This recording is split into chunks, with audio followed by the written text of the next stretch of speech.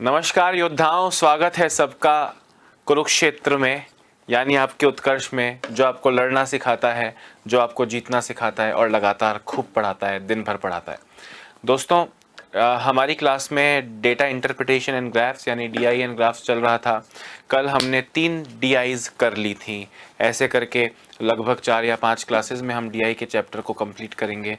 अभी कल 3 जो डीआई की उन पे क्विज था वो आपने सॉल्व किया होगा। आज हम उसके बाद के क्वेश्चंस पर चलते हैं विदाउट वेस्टिंग टाइम। दोस्तों, अब एक और ग्राफ आपके सामने आया है जो कि फिर से अगेन अ बार ग्राफ है। क्या है? बार ग्राफ, दंड आरेख है। आपसे बोल रहे हैं 5 अलग अलग वर्षों में, 5 अलग अलग वर्ष 2005, 6, 7, 8, 9 में एक कंपनी द्वारा उत्पादित 3 अलग अलग उत्पाद, different products of a company in 5 years, हजारों में। मतलब ये जो डंडा दिख रहा है जिसमें केवल आउटलाइन है, वो आपको कीबोर्ड्स की संख्या दिखाएगी। जो ग्रे है पूरा, जैसे ये वाली लाइन देखो ग्रे है, ये वाली सेकंड जो बीच में ग्रे वाली आपको दिख रही है वो पेन ड्राइव्स कितना प्रोडक्शन किया है वो दिखाता है, और जो पूरा ब्लैक है वो सीडीज का प्रोडक्शन दिखाता है 2005, 6, 7, 8, 9 में एक कंपनी का। इस पे आधारित देखो, ये 20,000 की वैल्यू दिखाता है, ये 25,000, ये 30,000, ये ब्लैक वाला है 25,000 पे। मैं पूछूं कि बताइए 2006 में पेन ड्राइव कितनी बनी है, तो 2006 में पेन ड्राइव यानी ग्रे वाला 10 और 5 के बीच में है। 10 और 5 के बीच में क्या होगा? 7,500, 7,500। इस तरह से आपको इन क्वेश्चंस, इस पे आधारित क्वेश्चंस का आंसर देना है। ठीक है, पहले क्वेश्चन पर चलते हैं। ये तो हर बार बना आएगा, देखो अभी भी बना हुआ है। 2005, 6, 7, 8 और 9 की वैल्यूज दिखा रहा है। क्वेश्चन अभी भी वही बनेंगे भैया, पूरा डीआई चैप्टर इजी से लेकर डिफिकल्ट तक, डिफिकल्ट से लेकर बहुत डिफिकल्ट तक क्वेश्चन वही 5 हैं। परसेंटेज वाला, रेशियो वाला, एवरेज वाला, प्लस और minus. Is that clear? Question देखें, what is the average number of pen drives produced by all the company? सभी वर्षों में मिलाकर कंपनी द्वारा उत्पादित पेन ड्राइव्स की औसत संख्या। दोस्तों, ऑल द कंपनीज नहीं है, all in all the years है, by in all the years. Company तो एक ही है, वर्ष अलग अलग हैं। सभी वर्षों में मिलाकर कंपनी द्वारा उत्पादित पेन ड्राइव की औसत संख्या कितनी है? पेन ड्राइव बोले तो कौन सा वाला? ग्रे वाला। ग्रे वाले सभी वर्षों का एवरेज, मतलब सभी वर्षों का जो ग्रे वाली वैल्यू है उसको ऐड कीजिए, और 5 वैल्यूज हैं, डिवाइड देम बाय 5। इतना सा आपको करना है, फटाफट से करो। और पेन भी छूना पड़ जाए दोस्तों तो धिक्कार है आप पर और मुझ पर के पेन छूना पड़ गया।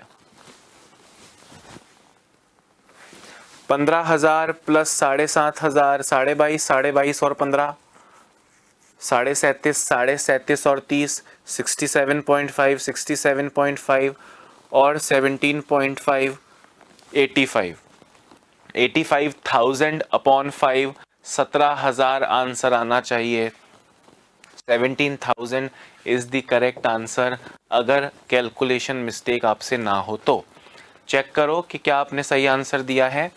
देखो जरा, पेन ड्राइव्स का एवरेज पूछ रहा है दोस्तों। यहाँ पे पेन ड्राइव है 15,000, यहाँ पे पेन ड्राइव है 7,500, 15,000 प्लस 7,500, फिर पेन ड्राइव दोबारा से है 15,000, फिर पेन ड्राइव है 30,000, फिर पेन ड्राइव्स हैं 17,500। इन्हें ऐड करो और फिर डिवाइडेड बाय 5 करो। 15 और 7.5, 22,500 और 15, 37,500 और 30, 67.5 और 17.5 यानी 85,000 अपॉन 5 आपको मिला दोस्तों 17,000। एवरेज पूछा है, टोटल पूछता तो 85,000, एवरेज पूछा है इसलिए 17,000 आपका करेक्ट आंसर होगा। हाँ या ना? श्योर हो ना? Very nice.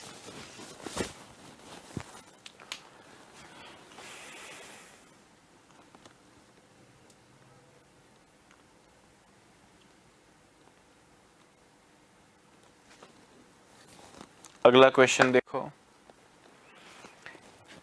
In the year 2006 and year 2008 2006 और 2008, What is the total number of products produced by the company?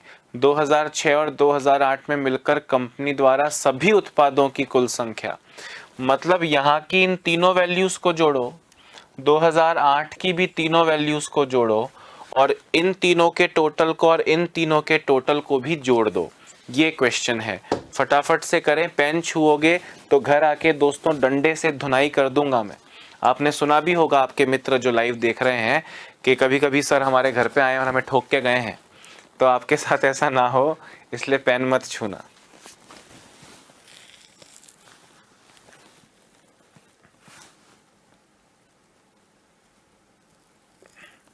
दस और 7.5, 17.5, 17.5 और 15, 32.5, 32.5 तो इन तीनों का टोटल आएगा।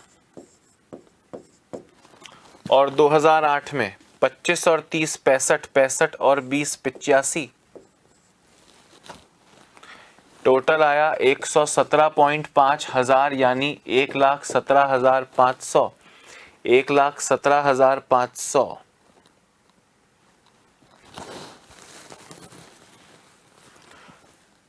10 और 15, 25, 25 और 7.5, 32.5, 32.5, 25 और 30, 55, 55 और 20, 75 ही होता है, सॉरी 75, 25 और 30, 55, 55 और 20, 75, हाँ 75, 107.5 हजार दोस्तों, 107.5 हजार, यानी 1,07,500, 1,07,500 ऑप्शन में अभी भी नहीं है। 107.5 लाख है, यहाँ पे अगर इस लाख की जगह 1000 होता तो हम करेक्ट करते, पर यहाँ लैक्स है इसलिए गलत है। नन ऑफ दीज होगा। 1,07,000, 1,07,500, जो कि ऑप्शन में नहीं है। 107.5 लाख थोड़ी 107.5 हजार है, ठीक है, तो ये करेक्ट होगा। फिलहाल के हिसाब से देखा जाए तो none of these is the correct answer. कर लोगे ना दोस्तों? कोई दिक्कत का सामना तो नहीं करना पड़ रहा ना? गुड।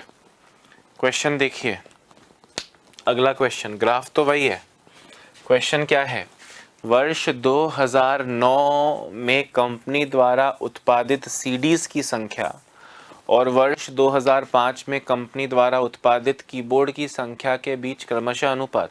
अब दोस्तों रेशियो निकालना तो आता है, मतलब मैथ्स की तो प्रॉब्लम नहीं है, पर किस वर्ष का क्या बोल रहा है और किस वर्ष का क्या बोल रहा है, ढंग से पढ़ो और ढंग से पिक करना, क्योंकि हर वर्ष में 3 चीज़ें हैं ना, तो पता चला गलती से कुछ गलत उठा लिया तो व्यर्थ हो गया, पूरा मेहनत खराब हो गई। ठीक है, जल्दी कीजिए। वर्ष 2009 में सीडी मतलब काला वाला, 2009 में काला वाला ग्राफ कहाँ है? 22.5 पे, 22.5 पे है। और 2005 में कीबोर्ड, 2005 में कीबोर्ड मतलब वाइट वाला, 2005 में कीबोर्ड 25 पे है। का रेशियो बताओ, 22.5 और 25 का रेशियो 9:10 होना चाहिए कि नहीं होना चाहिए? है भाई। 2009 में सीडी, 2009 में सीडी मतलब ब्लैक वाला, ये ग्राफ कौन सी वैल्यू पे है? 25 और 20 के बीच में है, यानी 22.5। इसका रेशियो बताना है। 2005 में कीबोर्ड मतलब वाइट वाला, 2005 में वाइट कहाँ है? 25 पे है, 25 पे है। वैसे तो ये 1000 है, तो आप आगे 3 0 और यहाँ पे पॉइंट हटेगा, इसलिए 2 0 लगा सकते हो, पर मैं आपसे कह रहा हूँ लगाओ या नहीं लगाओ भाई। 0 से जाएगा 0, 0 से जाएगा 0, 25 से जाएगा 9 बार, 25 से जाएगा 10 बार, 9:10 आपका करेक्ट आंसर हो जाएगा। 9:10, यानी option number 1 is the correct answer. दिख रहा है ना? अब देखो ये पूरा स्क्रीन घेरता है, इसलिए मैं तो आपके बार बार सामने नहीं आ सकता हूँ, पर उम्मीद कर रहा हूँ कि मैं जो साइड में खड़े होके आपको बोल रहा हूँ वो भी दिमाग में घुस रहा होगा। अरे सही बोल रहा हूँ गलत बोल रहा हूँ? तो क्योंकि मैं सामने आऊँगा, इधर आऊँगा तो ग्राफ नहीं दिखेगा, इधर आऊँगा तो क्वेश्चन नहीं दिखेगा, इसलिए साइड में खड़ा होना पड़ता है, कैलकुलेशन करने तो आना पड़ता है। पर मैं जो साइड्स लगातार आपको डायरेक्शंस दे रहा हूँ वो आप तक पहुँच रहे होंगे। मुझे बताओ सही, देखो अब प्रॉब्लम क्या है, रेशियो तो आलिया भट्ट भी निकाल लेगी, अनुपात तो आलिया भट्ट भी निकाल लेगी, बस गलती से मैंने 2009 की जगह 2008 का कीबोर्ड ले लिया, सीडी ले लिया, या मुझको बोला है कि भैया सीडी लो और मैंने गलती से पेन ड्राइव ले लिया, कुछ और वैल्यू गलत पिक कर ली। अब देख के ही पिक करनी है, मैं कोई जादू टोना तो या कोई मेथड तो नहीं सिखा रहा कि आप देख के वैल्यू सही पिक करेंगे, आप वैल्यू तो ऑटोमेटिकली सही पिक करेंगे, ये तो नियति है। अगर आपने सही देखा है तो गलती से गलत पिक कर लोगे तो उसका कोई इलाज नहीं है, थोड़ा अलर्ट रहिएगा, बाकी चीजें तो आसान चल रही हैं। आई होप समझ में आया होगा। अगला क्वेश्चन देखो, वर्ष 2008 में कंपनी द्वारा उत्पादित पेन ड्राइव्स और सीडीज की कुल संख्या और 2006 में कंपनी द्वारा उत्पादित कीबोर्ड की संख्या के बीच का क्या अंतर है? क्वेश्चन को ढंग से पढ़ना, किन का टोटल करना है और किससे माइनस करना है।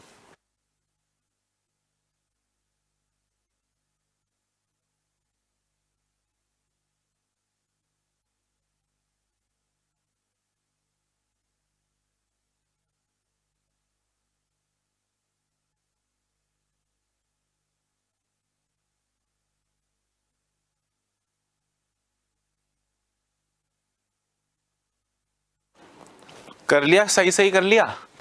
What is the difference between, difference का मतलब माइनस करना है, क्या माइनस करना है? देखो, pen drives and CDs in 2008, 2008 2008 की पेन ड्राइव और सीडी मिला के, एंड कीबोर्ड इन 2006, 2006 का कीबोर्ड।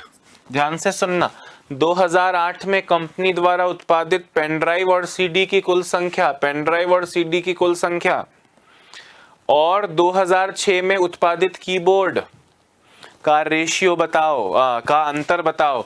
हमने कहा 2008 ये रहा पेन ड्राइव, पेन ड्राइव मतलब ग्रे वाली, 2008 में ग्रे वाली वैल्यू 30 है, और सीडी, सीडी मतलब ब्लैक वाली वैल्यू, ब्लैक वाली वैल्यू 25 है।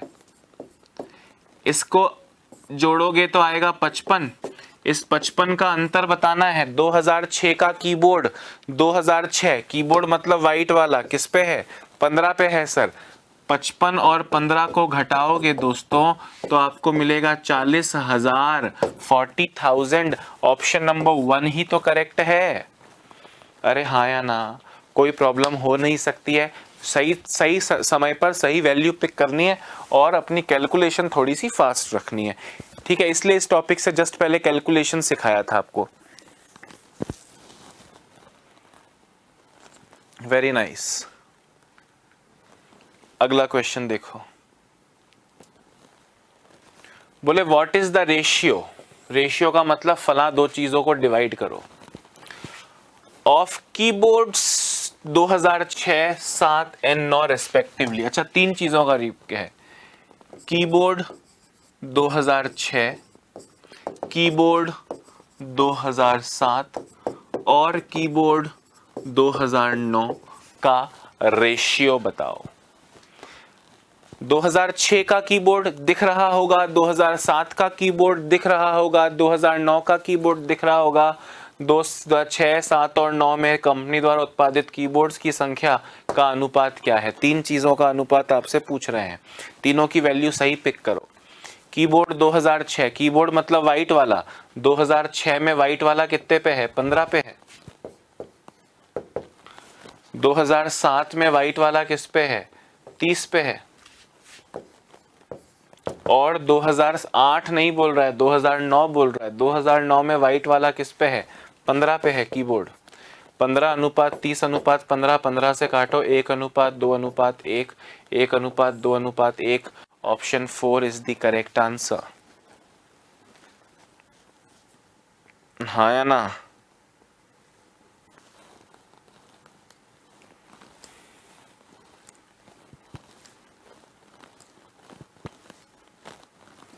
ठीक है प्यारे दोस्तों,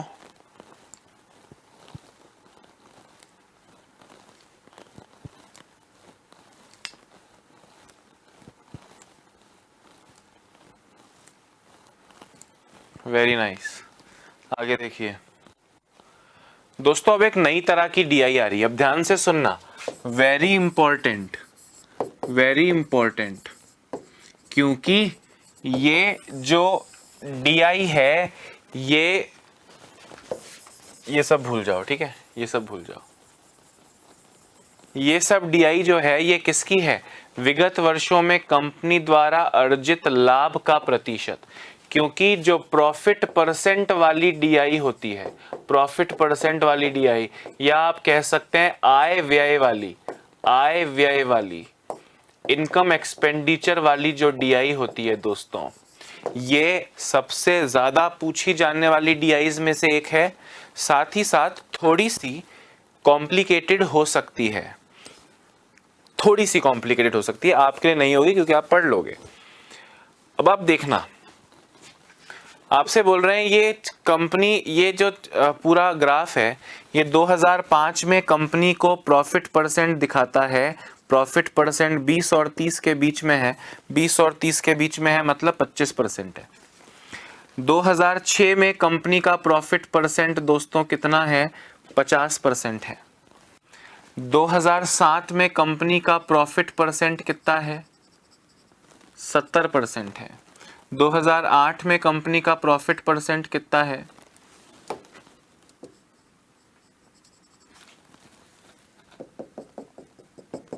40 और 50 के बीच में 45% है। और 2009 में कंपनी का प्रॉफिट परसेंट कितना है? 60 और 70 के बीच में 65% है। अरे हाँ या ना? अब आपने प्रॉफिट एंड लॉस पढ़ा है, क्या पढ़ा है आपने? Profit and loss. Profit and loss में दोस्तों दुकानदार कुछ सामान बेच रहा होता है, कभी 2 शर्ट बेच रहा है, कभी 10 पेन बेच रहा है, मतलब छोटा बिजनेस है। छोटे बिजनेस में आप कहते हो कि भाई क्रय मूल्य होता है, कॉस्ट प्राइस, उस पे लाभ हुआ और आपका विक्रय मूल्य आया।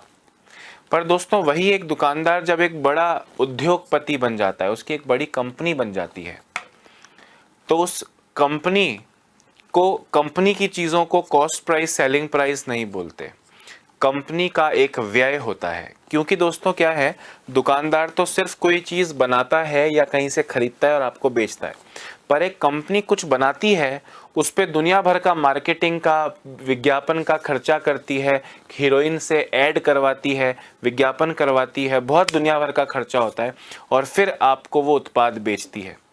तो दोस्तों जब एक बड़ा उद्योगपति बिजनेस में उतर जाता है तो कॉस्ट प्राइस, सेलिंग प्राइस यानी क्रय मूल्य, विक्रय मूल्य जैसी बातें नहीं होती है, पर कंसेप्ट वही रहता है। दोस्तों जब एक बिजनेसमैन बड़ा हो जाता है तो जो खर्चा है उसका, उसको एक्सपेंडिचर कहा जाता है, यानी व्यय कहा जाता है। अपने प्रॉफिट एंड लॉस कंसेप्ट पे अगर इसको जोड़ें तो जो क्रय मूल्य था वो क्रय मूल्य यहां पे क्या बन गया? एक्सपेंडिचर, व्यय बन गया। फिर दोस्तों उसको प्रॉफिट हुआ, प्रॉफिट हुआ, उससे हम कहते थे उसका सेलिंग प्राइस आता है, लाभ पे बेचा तो उसको सेलिंग प्राइस। पर जब उद्योगपति बड़ा हो जाए तो कॉस्ट प्राइस को व्यय यानी एक्सपेंडिचर कहते हैं।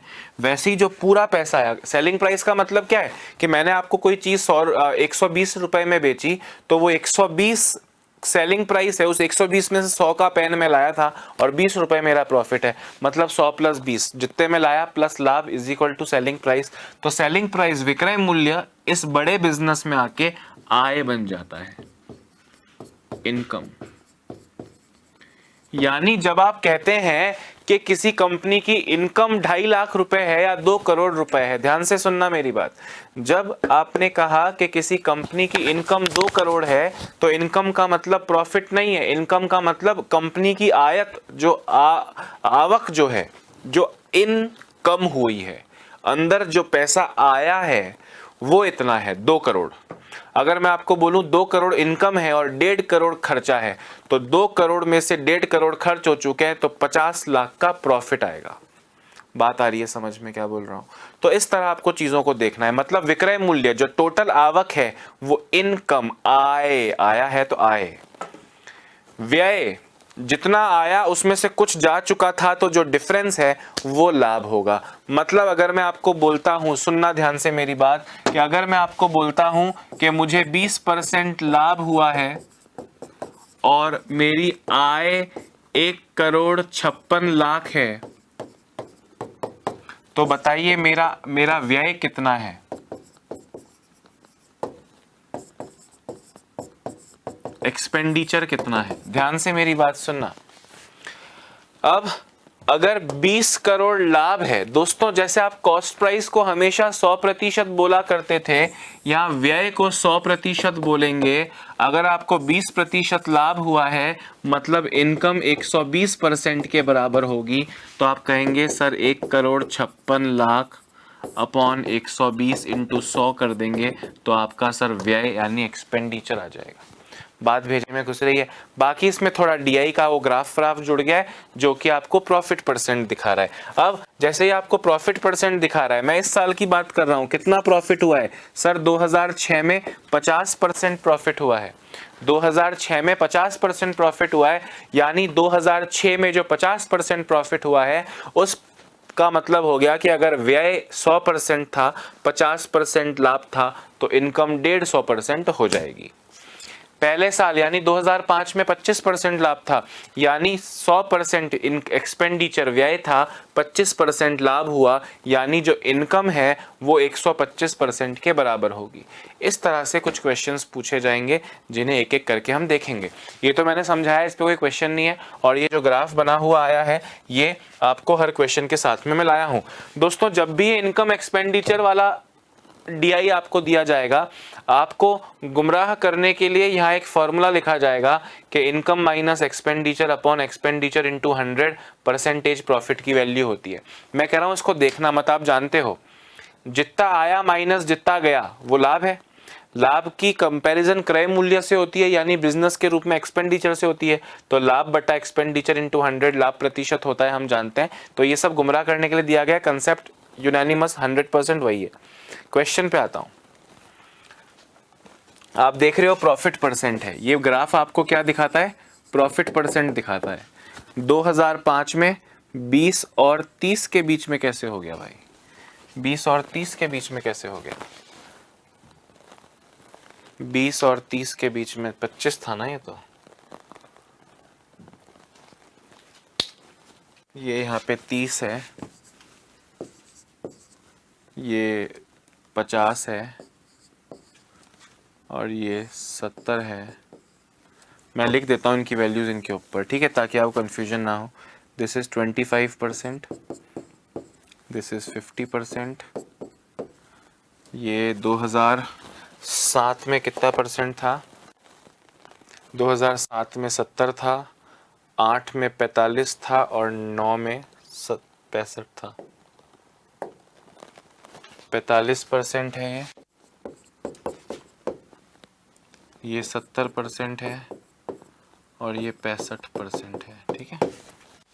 ये वैल्यूज लिख दी मैंने ताकि आपको कंफ्यूजन ना हो कि कहाँ है वैल्यू, ठीक है। अच्छा, यहाँ क्या पूछ रहे हैं? How much did company gain in average percent in past years? बताइए फटाफट।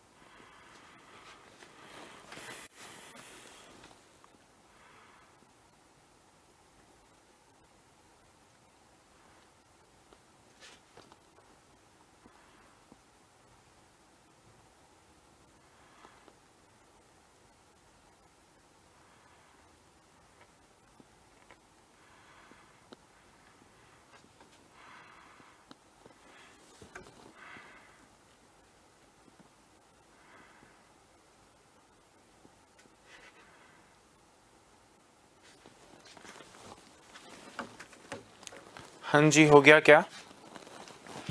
How much did company gain in average percent, मतलब ये जितने परसेंट उसको मिले हैं उनका एवरेज बताओ।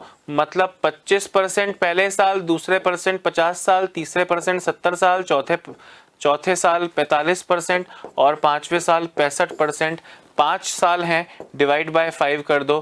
25 और 15 75 और 70 145, 145 और 45 190 और 65 255 अपॉन 5 यानी 51% आंसर होगा। Option 2 is the correct answer. Option 2 आपका करेक्ट आंसर है। अरे हाँ या ना? पक्की बात है? गुड।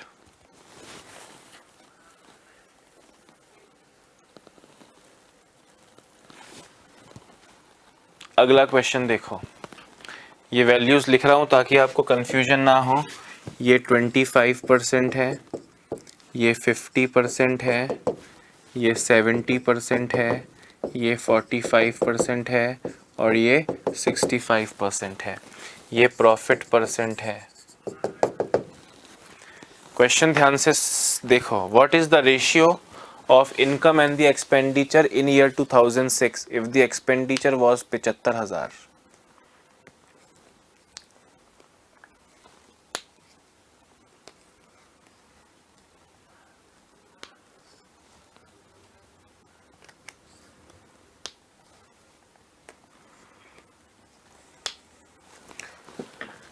करो तो फटाफट। What is the ratio of income and expenditure in the year 2006 if the expenditure was 75,000? यदि 2006 में कंपनी का व्यय 75,000 था तो उस वर्ष कंपनी की आय का व्यय से क्रमशः क्या अनुपात है?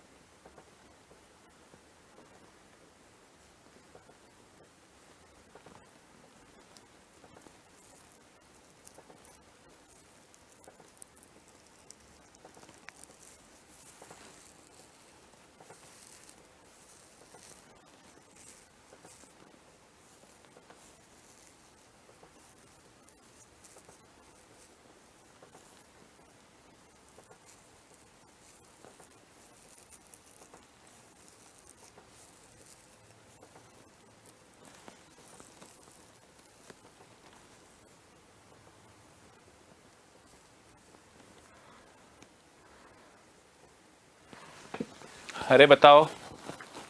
अब दोस्तों मेरी बात सुनना, मैं दो तरह के दिमाग की बात कर रहा हूं, एक वो जो उत्कर्ष से नहीं पढ़े और एक वो जो उत्कर्ष से पढ़े हैं। जो उत्कर्ष से नहीं पढ़ा, मतलब जिसने ये क्वेश्चन उत्कर्ष में नहीं सीखा, वो क्या करेगा, आपसे पूछ रहा है भैया आय का व्यय से अनुपात 2006 में। 2006 में पहले लिखना है आय और फिर लिखना है व्यय। व्यय आपको बोले हैं 75,000 है और आय का मतलब है, आय का मतलब होता है व्यय प्लस लाभ। लाभ कितना है? 50%। 75,000 का 50% यानी 37,500। तो अब वो 75,000 और 37,500 को जोड़ेगा और उसका रेशियो निकालेगा 75,000 से। उसका रेशियो किससे निकालेगा? 75,000 से। इससे आपको मिलेगा 1,12,500 अनुपात 75,000 यानी काटोगे तो 3:2। कितना मिलेगा? 3:2। मैं आपसे क्या बोल रहा हूं कि आपको भूख नहीं लगी है तो सामने रखे हुई गोभी की सब्जी खाओगे क्या? पेट भर चुका है आपका पनीर की सब्जी से, अब कोई आपको बोले सर गोभी की सब्जी खा लो, खाओगे क्या? नहीं। मतलब आवश्यकता पूरी हो गई, उसके बाद में चाहे 50 चीजें और दे दो, हमें वो नहीं खानी है। वैसे ही आपको क्वेश्चन का आंसर देना है, ये लक्ष्य है, चाहे इस 75,000 की जरूरत पड़े या इस 75,000 की जरूरत ना पड़े। मैं आपसे कह रहा हूं, आपसे बोले 2006 में आय का व्यय से, इनकम का एक्सपेंडिचर से रेशियो बताओ। एक्सपेंडिचर जो व्यय होता है दोस्तों, मैं बीच में तो नहीं आ रहा हूं, वो हमेशा कितना होता है 100। और आय भाई हमने कहा 50% लाभ है, मैं 100 खर्च करूंगा, 50 लाभ होगा, मतलब 150 की आय है। सीधे 3:2 आएगा कि नहीं आएगा? क्या इतना लंबा करके जीवन खराब करोगे अपना? नहीं ना। नौकरी चाहिए दोस्तों, इतना लंबा आंसर से देके नौकरी नहीं मिलेगी अगर ये आपका तरीका है तो। आप डीआई में है क्या? डीआई में यही बात है दोस्तों कि ऑब्वियसली हर एक को दिख रहा है ये 45 है, हर एक को दिख रहा है ये 65 है, हर एक को दिख रहा है ये 50 है, हर एक को दिख रहा है 25 है। प्लस माइनस करना आता है, परसेंटेज निकालना आता है, रेशियो निकालना आता है, एवरेज निकालना आता है। दुनिया के सभी लोगों को इंक्लूडिंग आपकी बहन आलिया भट्ट। पर उसमें और आप में, यानी सेलेक्ट नहीं होने वाले और सेलेक्ट होने वाले में यही फर्क है कि सेलेक्ट होने वाले के मेथड्स और स्पीड दोनों बेहतरीन होती हैं। आपको हर चीज का मतलब पता होना चाहिए कि यार मुझे वहां पहुंचना है, मैं दुनिया घूम के वहां क्यों पहुंचूंगा, 5 मिनट में पहुंच सकता हूं ना। 2 सेकंड में आंसर आ रहा है, 1 मिनट में आंसर आ रहा है, कौन सा आंसर ज्यादा मार्क्स देगा? सर सेम मार्क्स देंगे। तो सेम मार्क्स के लिए ज्यादा टाइम खर्च करना तो बेटा जीवन व्यर्थ करना है। सही बोल रहा हूं, गलत बोल रहा हूं? Very nice. तो आपसे पूछा आय का व्यय से, 2006 में आय का व्यय से, 2006 में व्यय तो हमेशा 100 है और पहले आय रखनी है। 50% लाभ दिखाता है कि इनकम 100 से 50 ज्यादा, यानी 150 हुई है। सीधे 3:2 आंसर आ जाएगा। सही बोल रहा हूं, गलत बोल रहा हूं? Very nice, perfect. 10 सेकंड में हटा रहा हूं, लिख लो।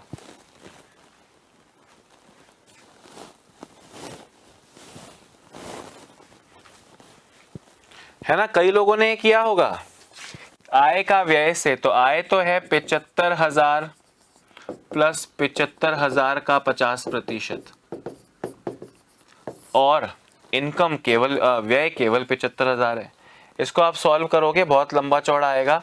इससे आपको मिलेगा 3:2, पर बेटर तरीका ये है। सही बोल रहा हूं?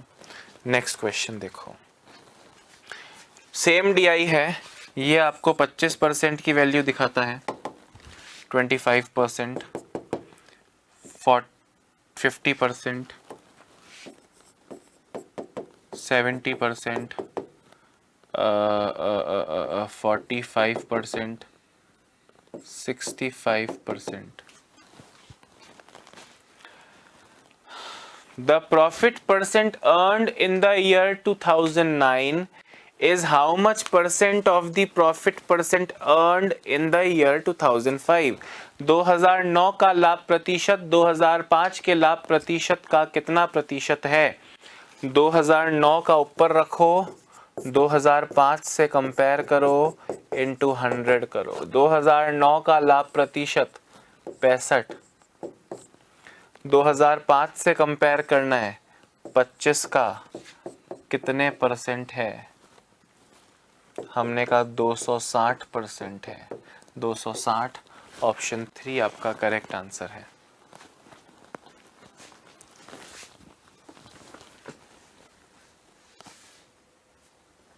ठीक है ना?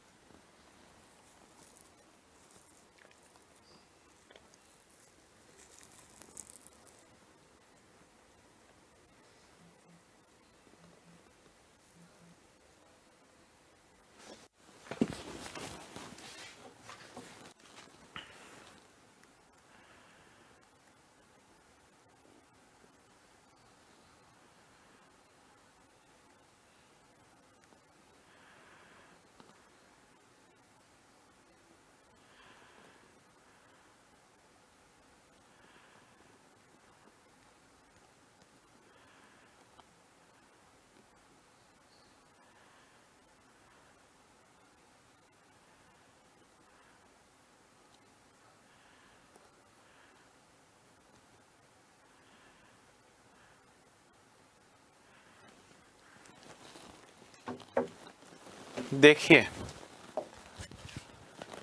क्वेश्चन क्या है। अब ये अच्छा क्वेश्चन है, इकलौता अच्छा क्वेश्चन। ये आपको मैं फिर से लिख देता हूं। This is 25%, this is 50%, this is 70%, this is 45% and this is 65%। बोल रहे हैं if the income of the company in 2005 and 2007 was 6,80,000 each, 2005 और 2007 each, then what is the difference between the expenditures of both the companies? Then what is the difference between the expenditures of both the companies? ये करके दिखा दो। इकलौता question है जिसमें शायद 30 second 40 second लग जाएं, अदरवाइज ऐसा और कोई क्वेश्चन नहीं है।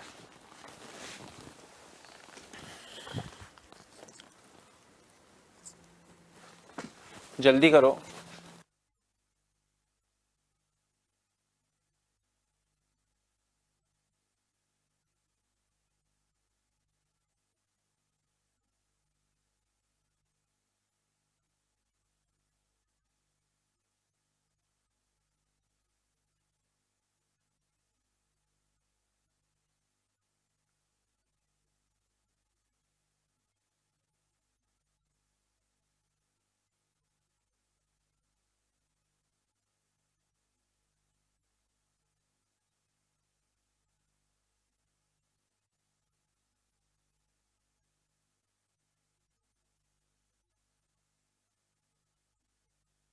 हाँ जी बताओ, सुनो अब ध्यान से, बहुत सही चीज बता रहा हूं, सुनना।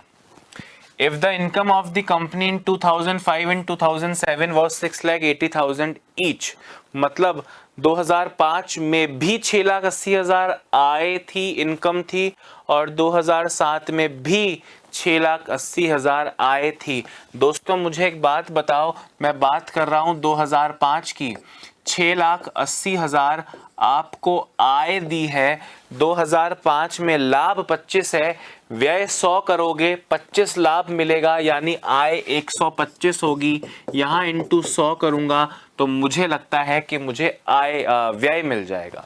व्यय मिल जाएगा 5,44,000। कितना मिल जाएगा दोस्तों? 5,44,000। अच्छा, 2007 में भी आय 6,80,000 थी, तो 2007 में 6,80,000 आय थी मतलब 170% की वैल्यू, क्योंकि 70 लाभ है, 100 खर्च करोगे 70 लाभ मिलेगा, 170 की वैल्यू थी, इंटू 100 करोगे आपको मिलेगा 4 लाख।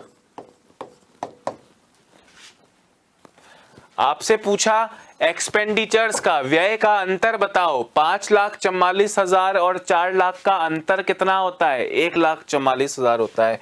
1,44,000 मतलब ऑप्शन 2 आपका करेक्ट आंसर हो जाएगा। बात घुसी भेजे में? गुड भैया, सिंपल सी बात है ना, इन दोनों की प्रत्येक की आय है। 2005 का आय का परसेंटेज वैल्यू बताओ, 25% लाभ है, मतलब 100 खर्च करोगे 25 लाभ होगा, तो इनकम 125 होगी, तो बटा 125 इंटू 100 व्यय निकला। और जब 2007 में लाभ 170 है, तो 6,80,000 170 की वैल्यू है, तो बटा 170 इंटू 100, एक्सपेंडिचर व्यय आया 4 लाख। इसका और इसका मतलब 2005 के व्यय का और 2007 के व्यय का अंतर पूछा है। 5,44,000 और 4 लाख का अंतर गली का बच्चा बच्चा जानता है, कितना होता है? 1,44,000। ऑप्शन 2 आपका करेक्ट आंसर है दोस्तों।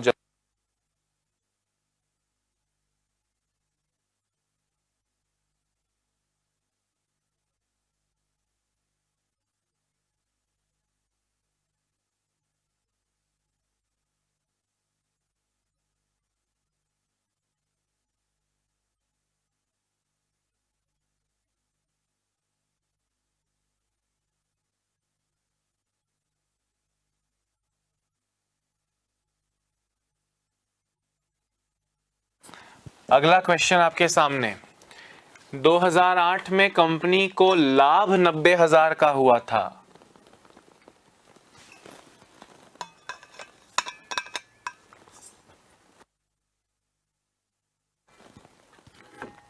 अब लाभ 90,000 का था, ठीक है, तो what was the income of the company? चुटकियों में आंसर नहीं आया दोस्तों तो घर पे डंडे पड़ेंगे आके।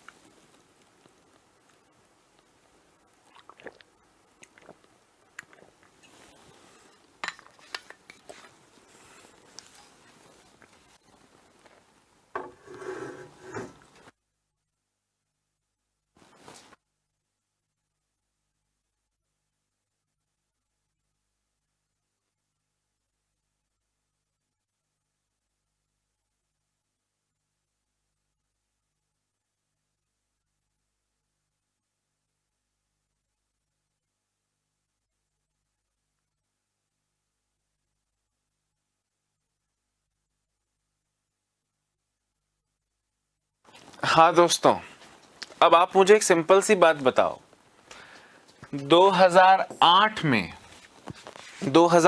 में आपको पता है 45% लाभ है, मैं लिखना भूल गया पर हर बार लिखा ही है।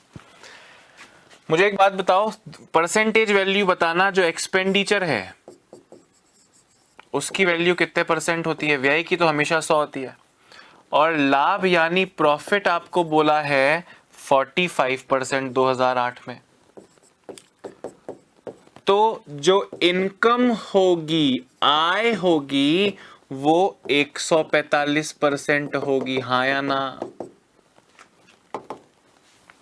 आपसे बोले कंपनी का लाभ रुपए 90,000 था, मतलब 90,000 क्या था? सिर्फ 45 की वैल्यू है, तो 90,000 मेरे भाई अपॉन 45 इनटू, अब व्यय पूछे तो 100 लिखोगे, व्यय पूछे तो 100 लिखोगे, 2 लाख आएगा।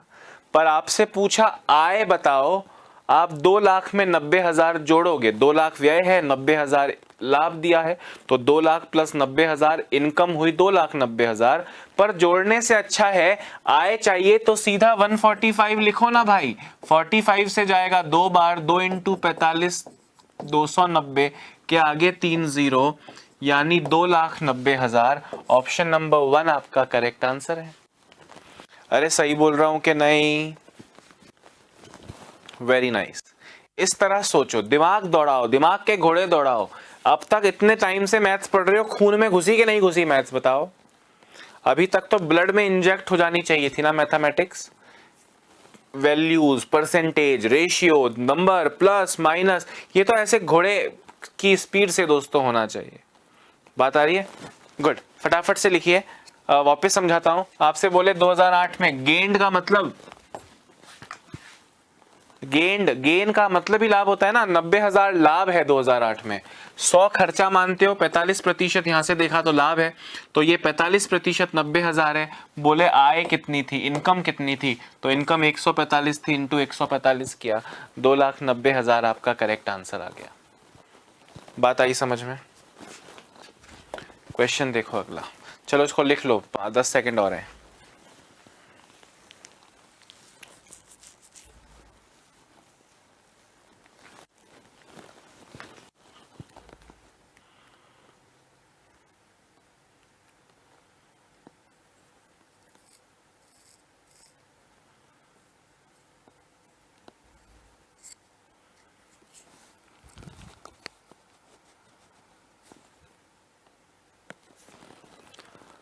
हाँ जी, देखिए दोस्तों, एक नई डीआई आई है। ये नई डीआई आपको क्या दिखा रही है, ध्यान से सुनना। इंडिया और पाकिस्तान की जीडीपी, जीडीपी समझते हो, सकल घरेलू उत्पाद, ग्रॉस डोमेस्टिक प्रोडक्ट। उस ग्रॉस डोमेस्टिक प्रोडक्ट में होता है ना भाई कि भारत के जीडीपी का 23% केवल कृषि से आता है, 5% टूरिज्म से, यानी टूरिज्म से आता है, इतने प्रतिशत पेट्रोल से आता है, इतने प्रतिशत एक्सपोर्ट इंपोर्ट से आता है, ऐसा कुछ। तो यहाँ पे आपसे कह रहे हैं कि भाई ये तो इंडिया का जीडीपी का फिगर है और ये पाकिस्तान के जीडीपी का फिगर है। इंडिया का जीडीपी कितने लाख या अरब करोड़ है और पाकिस्तान का कितने लाख या अरब करोड़ है नहीं पता, परंतु जो दोनों के 100% हैं, उन 100% में से भारत का 0 से 40, 0 से 40 का मतलब दोस्तों ये ए बी, दोस्तों ये एक मिनट रुकना है ना, सी और डी चेंज करता हूं मैं। ये है सी, ये है डी और ये है ई। ये है डी, ये है सी, ये है बी, ये है ए। ठीक है, सुनो, भारत के जीडीपी में 0 से 40 यानी 40% हिस्सेदारी भारत के जीडीपी में ई की है। ई मतलब एग्रीकल्चर की है। 40 से 60 यानी 20% हिस्सेदारी डी की है। डी यानी सेवाओं की है।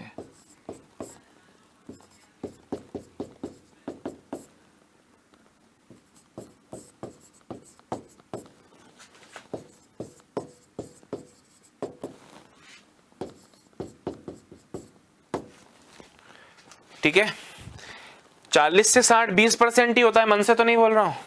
अच्छा 60 से 70 यानी 10% हिस्सेदारी सी की है, सी साल यानी मैन्युफैक्चरिंग उत्पादन। 70 से 90 यानी 20% हिस्सेदारी बी की है, बी यानी एक्सपोर्ट्स निर्यात 20%, 70 से 90 20। और 90 से 100 यानी 10% हिस्सेदारी ए की है यानी विविध, और भी बहुत सारी चीजें, टूरिज्म फूरिज्म। अच्छा पाकिस्तान की जीडीपी कितनी है नहीं पता, पर जितनी भी है उसमें 0 से लेकर 40 यानी 40% हिस्सेदारी एग्रीकल्चर ई की है। 40 से 60 यानी 20% हिस्सेदारी सेवाओं की है। 60 से 80 यानी 20% हिस्सेदारी मैन्युफैक्चरिंग की है। 80 से 90 10% बी यानी निर्यात से है। और ए 90 से 100 यानी 10% हिस्सेदारी मिसलेनियस है पाकिस्तान की जीडीपी का। अब इस पे बेस्ड दोस्तों आपके सामने क्वेश्चन आने वाला है, इस पे बेस्ड आपके सामने क्या आने वाला है, क्वेश्चन आने वाला है। उतना ही इजी है जितना आपने अभी किया।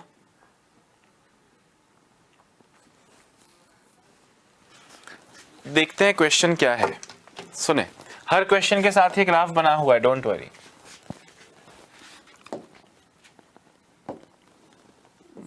B C D E C D ई,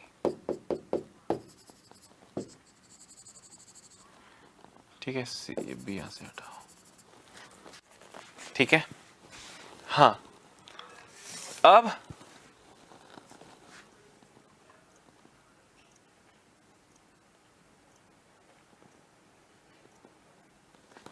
क्वेश्चन देखिए, if the total GDP of Pakistan is ₹10,000 crore. भाई पाकिस्तान की तो जीडीपी 10,000 करोड़ है, इतने तो अपने मुकेश अंबानी के दोस्तों का पॉकेट मनी है।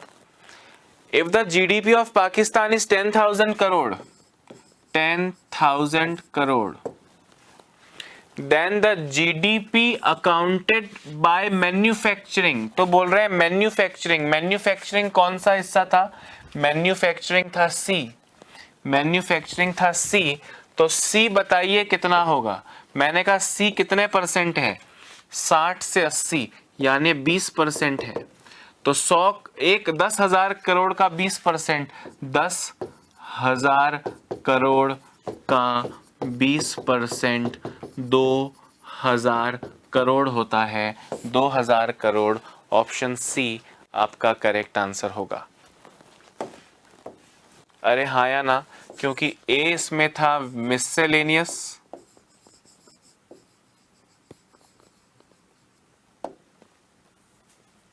बी था निर्यात यानी एक्सपोर्ट, सी था मैन्युफैक्चरिंग,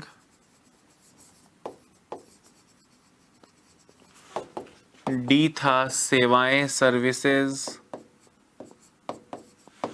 और ई था एग्रीकल्चर। ठीक है, समझ आई बात? ठीक है, सेकंड क्वेश्चन देखो। What fraction of India's GDP is accounted for by services? Bharat के जीडीपी का, सकल घरेलू उत्पाद का क्या अंश सर्विसेज के लिए जिम्मेदार है? सर्विसेज मतलब दोस्तों डी, सर्विसेज मतलब डी है ना। इसको वापस सही करता हूं, ए बी सी डी और ये E, E D C B. Bharat के जीडीपी में सेवा जो सर्विसेज है उसका क्या अंश है? ये सर्विसेज था दोस्तों, डी सर्विसेज था, पीछे वाले पेज पे लिखा हुआ था वैसे तो। ठीक है, सुनो, मैंने कहा ये है 60 से 40 यानी 20%। अच्छा इंडिया की बात चल रही है, तो 20% का मतलब फ्रैक्शन कितना हुआ, 1/5 हुआ। तो 1/5 ऑप्शन 2 आपका करेक्ट आंसर हो गया। What fraction of India's GDP is accounted for by services, Bharat के सकल घरेलू उत्पाद का कितना फ्रैक्शन, कितना अंश सेवा यानी सर्विसेज के लिए जिम्मेदार है? हमने कहा 20%, 40 से 60, सेवा डी पे था, तो 20% का फ्रैक्शन कितना होता है? 1/5 होता है। ठीक है, अगला क्वेश्चन देखो। If the total GDP of India is 30,000 crore, 30,000 crore, then the GDP accounted by agriculture, दोस्तों एग्रीकल्चर यानी ई, ये एग्रीकल्चर है, एग्रीकल्चर है, कितना होगा? मैंने कहा 30,000 करोड़ का 40% निकाल लो। 30,000 करोड़ का 40% 12,000 करोड़ होता है, 12,000 करोड़। अच्छा, agriculture services and miscellaneous, agriculture services 20 हो गया और मिसलेनियस 10% हो गया, यानी 10% और 20%, 30%, 30 और 40, 70% हो गया, क्योंकि ए था मिसलेनियस, डी था सेवा यानी सर्विसेज, और ई था एग्रीकल्चर।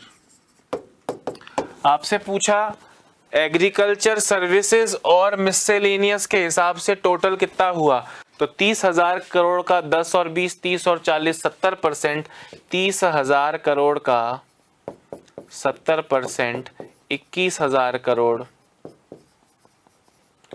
21,000 करोड़, ऑप्शन 4 आपका करेक्ट आंसर हो जाएगा।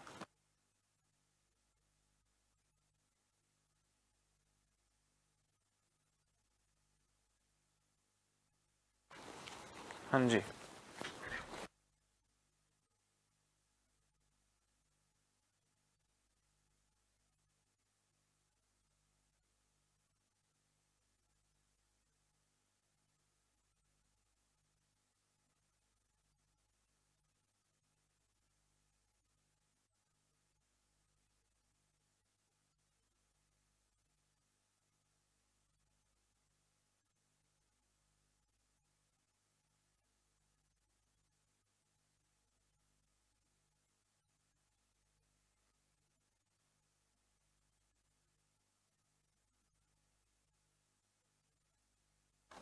हाँ दोस्तों, which country accounts for higher earning out of services and miscellaneous together?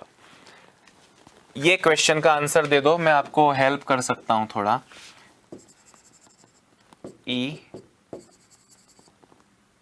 D C B A B C D E, A का मतलब मिसलेनियस, बी का मतलब एक्सपोर्ट निर्यात, सी का मतलब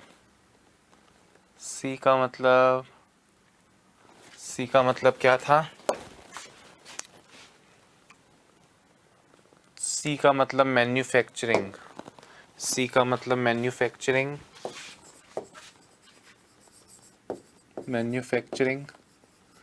डी का मतलब सर्विसेज और ई का मतलब एग्रीकल्चर था।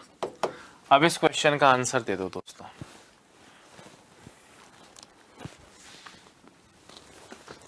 Which country accounts for higher earnings out of services and miscellaneous together? किस देश की कमाई सर्विस और मिसलेनियस मिलाकर ज्यादा थी? पाकिस्तान की, इंडिया की, दोनों की बराबर है, पता नहीं कर सकते, इनमें से कोई नहीं।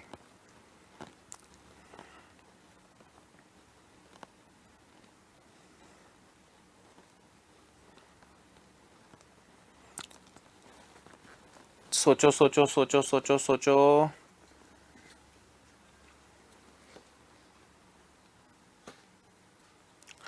अब आपको लग रहा होगा सर आप सोचो सोचो क्यों बोल रहे हो, दिख रहा है ना। मैंने कहा दिख रहा है तो सही आंसर बताओ कि सर सर्विसेज दोनों में 20-20 है और मिसलेनियस दोनों में 10-10 है, तो दोनों में इक्वल आना चाहिए सर। तो बोथ आर इक्वल आपका करेक्ट आंसर हो जाएगा। मैंने कहा नहीं, आंसर होगा ज्ञात नहीं कर सकते। दोस्तों आप बिल्कुल सही बोल रहे हो, दोनों में ये 20-20 है और दोनों में ये 10-10 है, मतलब दोनों परसेंटेज वाइज तो दोनों में बराबर योगदान है सर्विसेज का और मिसलेनियस का। इसमें भी 30%, इसमें भी 30%, तो बोथ आर इक्वल। पर आपसे परसेंटेज किसका ज्यादा है नहीं पूछ रहा, आपसे बोल रहा है हायर अर्निंग्स। मतलब मैं आपको कह रहा हूं, क्या इस क्वेश्चन में कहा कि भारत और पाकिस्तान दोनों की जीडीपी समान है? अगर दोनों की जीडीपी समान हो तो दोनों का 30% भी समान होगा। पर क्या पता भारत की जीडीपी पाकिस्तान से 5 गुना हो, 4 गुना हो, 10 गुना हो, पता नहीं। अगर वैल्यू उनके जीडीपी की अलग है तो क्या उनके 30% सेम वैल्यू देंगे? क्या 100 का 30% और 200 का 30% सेम वैल्यू देगा? क्या 100 का 30% और 500 का 30% सेम वैल्यू देगा? नहीं। तो 30% तो है, पर किसके 30% भाई? बराबर परसेंटेजेस तो बराबर वैल्यूज के बराबर होंगे।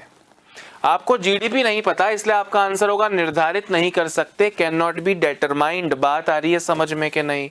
कहां बोला है पूरे क्वेश्चन में, निर्देश में कहीं नहीं बोला कि भारत और पाकिस्तान की जीडीपी समान है, और हो भी नहीं सकती। हमारी कम से कम पाकिस्तान से 200-300 गुना है। समझ रहे हो बात को कि नहीं? तो इसका answer can not be determined होगा, और 80% बच्चे इसका बोथ आर इक्वल टिक कर सकते हैं अगर ये एग्जाम में आ जाए तो। ठीक है, ध्यान रखिएगा। ओके, लास्ट क्वेश्चन पे चलते हैं दोस्तों। Last question, if the total GDP is the same. अब देखो यहां पे क्वेश्चन में दिया if the total GDP is the same for both the country, साफ साफ लिखा है if the total GDP of both the countries are same, then what percentage is Pakistan's income through agriculture over India's incomes through services? तो क्या प्रतिशत पाकिस्तान की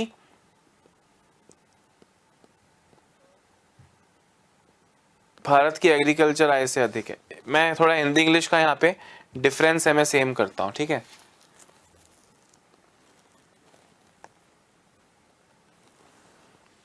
same करता हूं, पहले क्वेश्चन अलग अलग हो गए। अगर तो पाकिस्तान की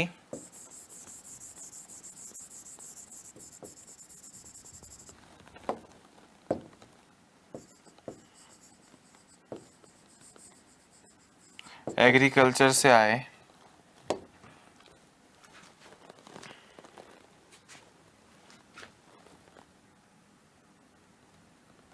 भारत की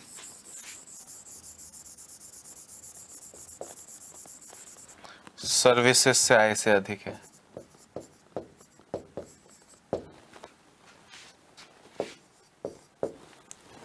ध्यान से सुनना। बोले दोनों की जीडीपी सेम है। अब आपको सेक्शंस तो याद होंगे, ए सेक्शन था मिसलेनियस का, बी सेक्शंस था एक्सपोर्ट का, सी सेक्शन था मैन्युफैक्चरिंग का, सी सेक्शन था मैन्युफैक्चरिंग का, डी सेक्शन था सर्विसेज का, और ई सेक्शन था एग्रीकल्चर का। बोले दोनों की जीडीपी समान है, तो मैंने दोनों की जीडीपी को 100 मान लिया। दोनों की जीडीपी समान है, मैंने 100 मान लिया।